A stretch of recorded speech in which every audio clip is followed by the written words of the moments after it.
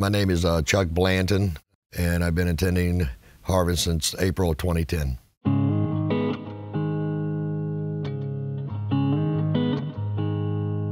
There was a lot of violence when I was growing up, and that's what I learned. I learned that a man, that he has to fight and take things into his own hands. My real father, he passed away when I was 6. The only memories that I have of him were, he was an alcoholic and he beat my mother.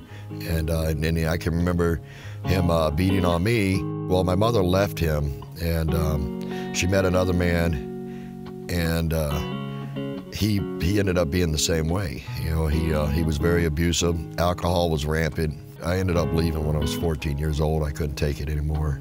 I went to the streets. I lived at some friends' houses. I just was so full of anger and sin and self-righteousness that was me. I hated everybody. I hated myself. I only knew one way to handle that anger. It was either through drugs or alcohol or physical, just going heads up with somebody. And in my first marriage, with my wife, I cheated on her. I wasn't faithful. I spent before my family would come, I would go out and spend the money on drugs and alcohol. I was the party life. I was never the abusive type of husband as far as physical abuse, but guess what? I did abuse them. I neglected them. I neglected their needs, and I neglected to be there for them when they were sick and when they were hurting, and my selfish desires came first. So we ended up divorcing when I went to prison. I went to prison for bank robbery. I was doing drugs and alcohol. I'd been on a run, which is I'd been consecutively doing it for days. The money was running out. I was with some other guys. One of the guys was in the truck. He was driving the truck, and I walked into the bank and I robbed the bank. Ran out. We got caught, and I went to prison, and I did 7 years for that. I thank God that I had to go through that because it started the change in my life. It started me to understand that the feeling was there, that I was dead and I was empty inside.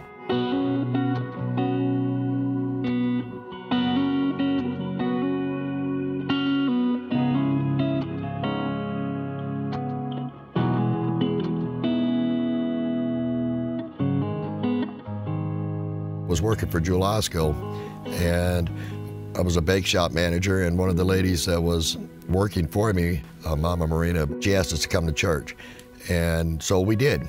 We walked into Harvest at Niles, and I met Mo, Pastor Mo, and shook his hand, and he welcomed me, and I saw Pastor James, and he was on the screen, and I'm feeling uncomfortable. It just everything he was saying was going on in my heart that day.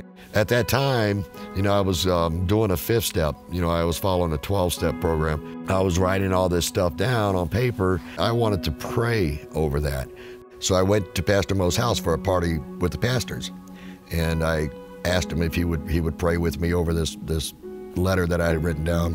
And I'm praying with him, and it's like, these guys love me. They genuinely care about what's going on in my life. As I was praying that over, and Mo was praying for me, I realized that I was surrendering to God, that I was surrendering to Jesus, and I asked him in my heart that right then. I just felt God just lifted all of it right off of me.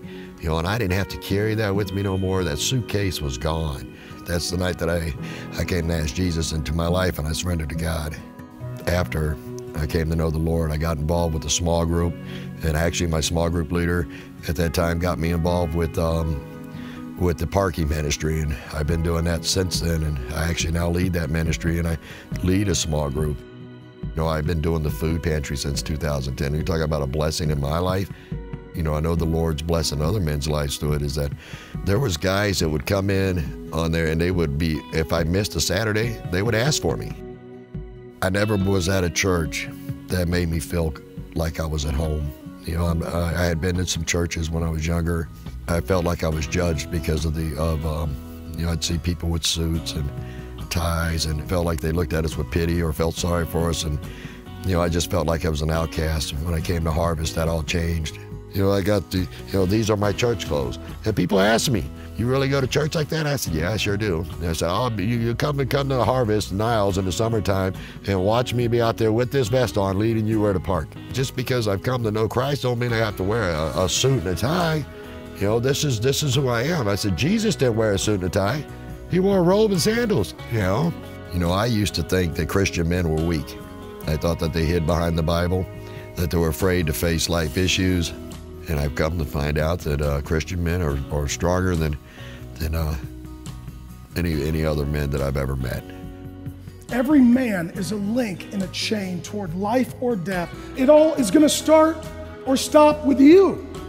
When I went to the Act Like Man conference and I learned that I was the first link in the chain, I was like, wow, what a responsibility. It's easy to run and hide from anything. Taking responsibility with integrity, trusting in God, that's being a man. Therefore, we've all become new creations in Christ, and we have to put off the old man and put on the new. I think about what Christ did for us, what he did for me. I wasn't worthy of that, but God thought I was, and I am, and he did that for me, and that just changes everything for me.